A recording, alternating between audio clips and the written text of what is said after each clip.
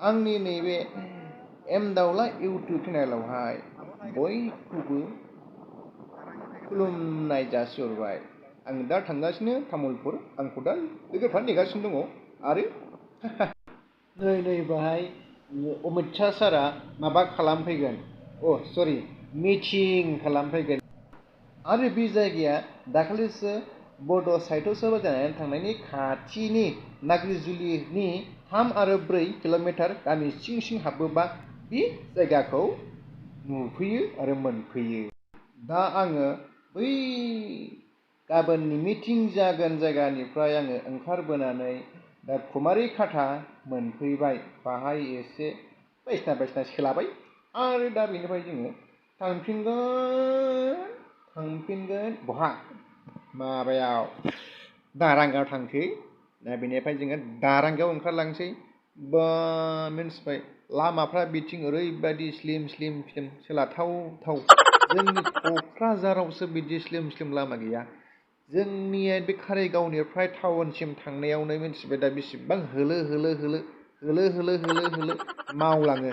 गारिखौसो होनदों आङो, नोंसोर आलदा बुजिनाङा दै। गारिखौ होलो सोमावलाङो। दा बिथिं बिन्दास जि मोजां मोथो मोनलांनाय गारि गाखोनो हायो।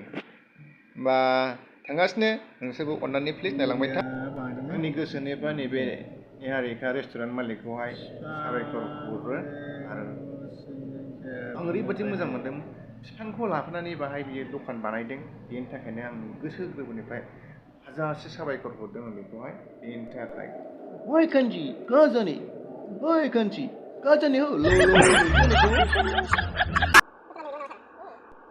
दा नै जोङो दारागायाव थांगासिनो दङ।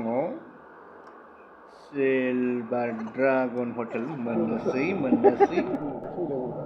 बेलाय मोनफैबाय। सिलभार ड्रागन हटेलखौ जों मोनफैबाय। सिलभार ड्रागन हटेलाव जों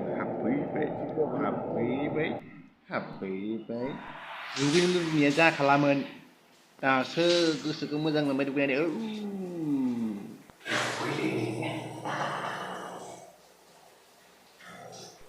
नायनाङा दे आङो दुगैनायखौ, रदे आं दुगैग्रोनि।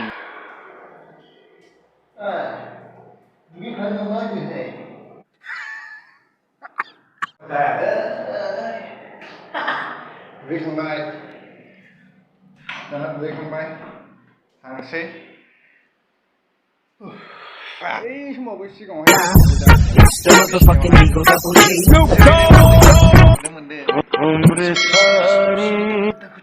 सिबु जायोमोन ना, बेहायनो आङो